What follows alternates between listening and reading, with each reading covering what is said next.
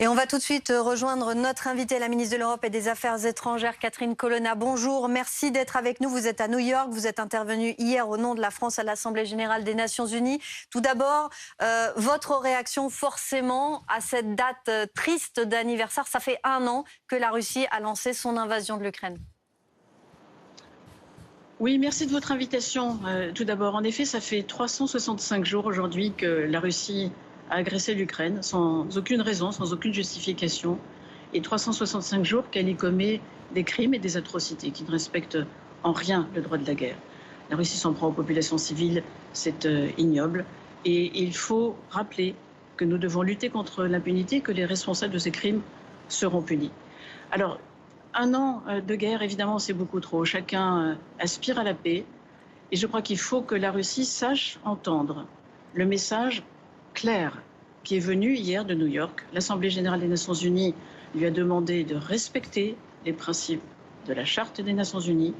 La Russie est membre permanent du Conseil de sécurité, mais lui a aussi fait une autre demande, qui est de retirer ses troupes immédiatement, sans condition et complètement.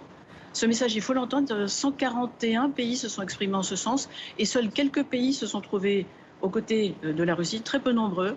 Et je vais vous citer quelques-uns des noms pour vous montrer que ce n'est pas très glorieux pour elle, puisque se retrouver avec la Corée du Nord ou la Biélorussie n'est pas tout à fait le signe que son audience dans le monde est écoutée.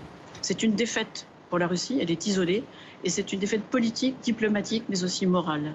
Alors, pour contextualiser pour les personnes qui nous regardent, Madame la Ministre, je rappelle donc qu'il y a eu une Assemblée générale de l'ONU qui a eu lieu hier soir, avec ce vote dont vous parlez, large majorité pour le retrait immédiat des troupes russes d'Ukraine. Très large majorité. Mais alors, ces textes sont non contraignants, il faut le rappeler aussi. Qu'est-ce que ça signifie? Est-ce que c'est purement symbolique ou est-ce que ça peut avoir de vraies conséquences? Ça peut paraître un peu loin pour les personnes qui nous regardent souvent.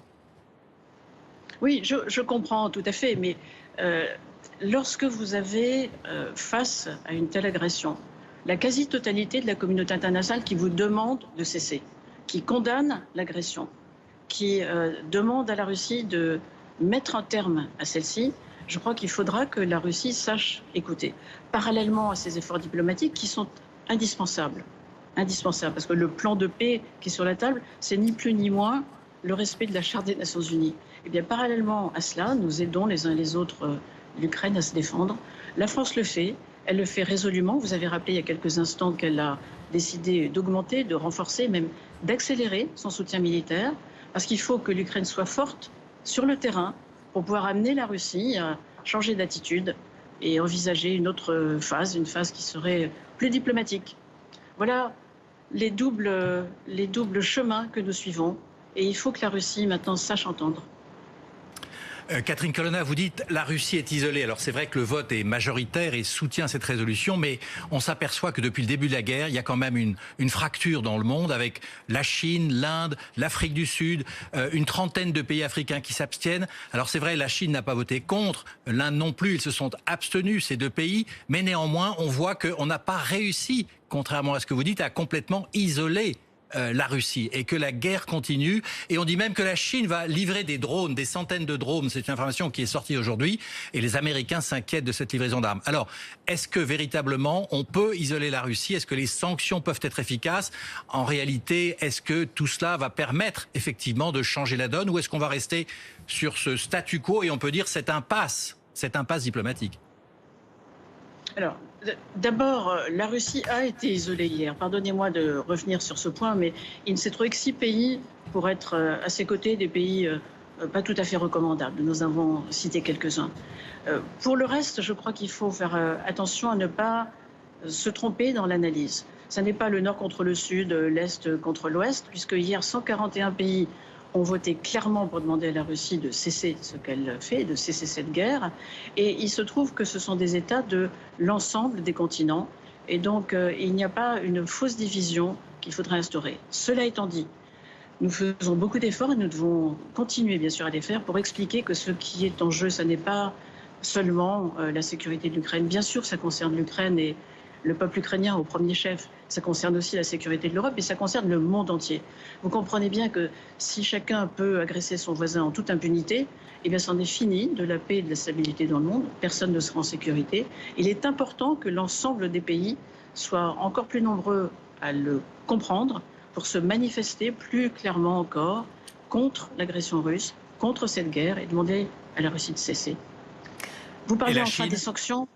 Et la Chine La Chine s'est abstenue, comme à chaque fois. Vous savez, ce qui est remarquable, c'est qu'au bout d'un an, nous avons exactement les mêmes majorités pour condamner l'agression russe et pour lui demander de retirer ses troupes. La Chine, traditionnellement, s'est abstenue. Elle s'est abstenue encore hier. Ce matin, elle parle de paix. Et si nous avons des interrogations sur quelques tentations qui pourraient être les siennes de se ranger matériellement aux côtés de la Russie, eh bien, ne sont pas avérées. C'est aussi pour cela que nous la mettons en garde, car ce serait un changement de sa part grave de sa position traditionnelle de respect du droit international et de respect des principes de la Charte des Nations Unies, notamment la souveraineté des États, le respect de leurs frontières. Et les sanctions, est-ce qu'elles sont efficaces? On va avoir une 10e vague de sanctions. On se demande finalement pourquoi il faut tant de temps et tant de vagues de sanctions pour un résultat qui n'est pas évident. D'une part, elles sont efficaces puisqu'elles ont largement désorganisé l'appareil de production russe. Je parle là des efforts qui pèsent désormais sur son industrie de guerre en particulier, la fin de l'accès à un certain nombre de technologies de pointe. Et puis, nous l'avons aussi privé des financements qui revenaient des ressources gazières et pétrolières. Au-delà de ça, oui, nous continuons à renforcer des sanctions parce que nous sanctionnons individuellement un certain nombre de fauteurs de guerre, de responsables de guerre. De quoi vous parlez aujourd'hui? Je termine juste là-dessus. Nous devons adopter au niveau européen ce 10e train de sanctions qui va renforcer le nombre de personnes de Wagner qui sont sous sanction, qui va également sanctionner la commissaire aux droits de l'homme russe, celle qui est responsable de ces odieux enlèvements d'enfants que la Russie pratique depuis des mois et des mois. Voilà pourquoi nous renforçons la pression et nous continuerons à le faire s'il le faut. Ça ne doit faire aucun doute. Merci beaucoup Catherine Colonna d'avoir été en direct avec nous depuis New York.